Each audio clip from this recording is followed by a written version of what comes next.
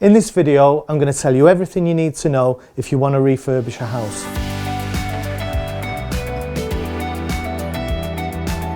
Hi, my name's Chris O'Hare. I'm a property investor and mentor with Property Wealth System. I have been in property since 2018, starting off with the baby buy-to-lets, moving up to the professional HMOs, and then now working on commercial deals. Property Wealth System are a collective of experienced property investors who have come together to deliver a system that can help you start or scale your property business. So today we're in North Manchester at one of my latest projects. We're currently renovating this old building into a 6-bedroom, all-en-suite professional HMO. So in this video, I'm going to reveal the secrets that you need to know if you're going to refurb your own home, a buy-to-let investment, or even in your own HMO. But before we get started, make sure you like, subscribe, and hit that bell. So there's many strategies you can do in property, but the real bread and butter is buy-to-let, and that's what we're going to talk about first. So the secret to building a large, scalable business in property is to buy below market value and force the appreciation through a good refurbishment. So what we find that most amateur investors buy a property they like, they fall in love with it, and they buy somewhere they would like to live in today. But that gives them nowhere to go in forcing the appreciation. So yes, they rent it out, but to move on, they have to then spend months, if not years, saving up for the next investment. However, as professional investors, we're looking for opportunities where we can add value, refinance at the back end, which means we take the money back out of the deal and then go to the next one. So imagine we have two investors and they're after two different houses on the same street. So investor one sees a beautiful house, it's £100,000, you can walk into it today, hang your clothes up, and he can get a tenant in there tomorrow. So why amateurs like that is from day one they think, I'm getting income from day one. The problem with that is there's nowhere to go on the appreciation apart from sitting on it for 10, 15, 20 years.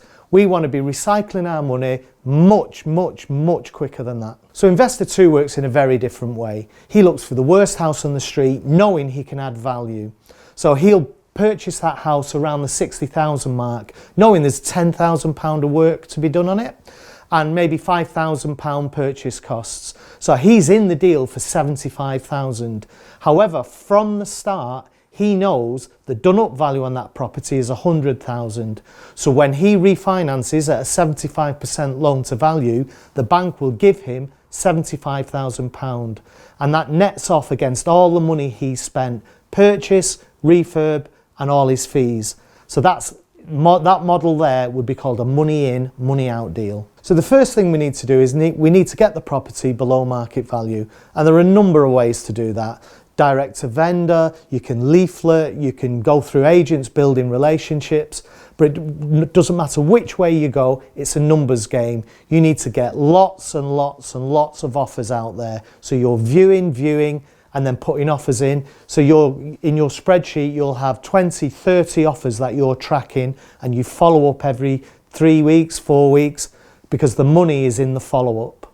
So you've got the house, it needs refurbing, but what do you do next? So generally for a buy-to-let, we're looking for an easy refurb of new bathroom, new kitchen, paint, new carpets, and depending on what part of the country you're in, that can be anywhere between 7 and 15,000. Again, there's two very different ways people approach property refurbishment. The amateurs tend to try and save money. They're going there in the evenings, on weekends, doing the manual work, doing the decorating, and the life cycle of a project then is just extended and extended. Again, as professional property investors, we have two jobs. We find the deals and we find the money.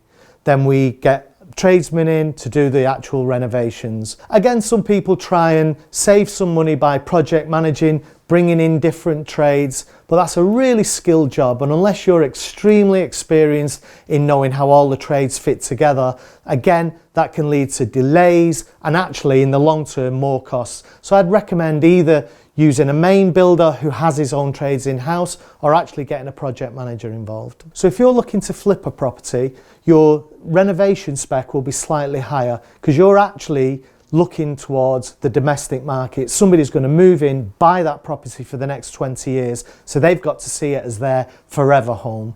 So you have a higher spec kitchen, higher spec bathroom, and you may go for nicer taps on the kitchen or nicer shower in the bathroom, whereas when it's a buy-to-let, it's very much utilitarian and fit for purpose. So some of you might have a few buy-to-lets under your belt now and you're thinking of moving up into HMOs. So absolutely brilliant strategy, but you really need to be aware of the regulation and the expense that comes along with that strategy. So for those of you who don't know, a HMO is a house in multiple occupancy. Basically, the landlord rents the property by the room, so each tenant has their own room, sometimes with an ensuite bathroom, and they share the communal living room and kitchen spaces. So let's look at the options we have. Say if we have a 3-bedroom terraced house, we could let that out as a standard buy-to-let to a family, and we might raise £500–600 a month for that property. Whereas if the landlord decides to bring the property up to HMO compliant regulations, he could rent out the 3 bedrooms and the downstairs living room to 4 separate tenants, and therefore instead of £600 a month rent, he could get anywhere around the £1,500 mark a month. So there's a national standard for the regulation around HMOs. However, each local authority then has the discretion as to whether it wants to go above and beyond that for further fire safety or amenity standards. And every local authority is different. So really check your local authority as to what their specific requirements are. So as you can see, we're right in the middle of a renovation now. We're about halfway through. But as we've said, we know our end game right from the beginning. So the numbers on this one, we've purchased for just under 160. We're going to spend around the 90,000 mark with about 8,000 fees. So we'll be all in it for around the kind of 250, 260 mark. And the done up value is going to be around the 280 mark, 290 mark. So we'll be leaving anything from around 30–40,000 in the deal, and I'll be looking for something around the 35 to 40% ROI. So my advice is definitely start on the buy-to-lets. Build your experience, build your contacts, build your network, and you feel when the time's right to move up, because your peers are doing it. You've suddenly got builders who can do that, because you would never use a buy-to-let builder on a HMO build. So it's a slow process, and I wouldn't rush into it. I'd get trained, I'd get surrounded by people who have done it before. I'd make sure I thoroughly check my builder, that he's replicated that model again and again and again, and make sure you see lots of examples of his work. So it really doesn't matter what level you're at. I personally believe 100% that getting educated gives you that edge.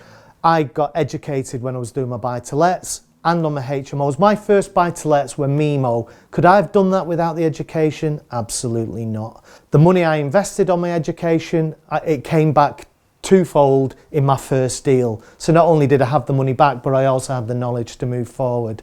Then as I moved up and I moved into HMOs, I timed it perfectly with my training, and the training was just, I mean, it was notes, notes, notes, notes. It was so much information, but to head into a HMO build without that training, there's so many errors you can make, and as we've already spoken about, it's capital intensive. Those mistakes can be very, very expensive. So I hope you enjoyed that video. Here at Property Wealth System, we're always looking to improve our content. If there's something that you would like to know, something you need to learn, let us know in the comments below, and we'll try and include it in one of our upcoming videos. And don't forget to like, subscribe, and hit the notification bell. So I'm Chris O'Hare from Property Wealth System, and I look forward to seeing you on the next video.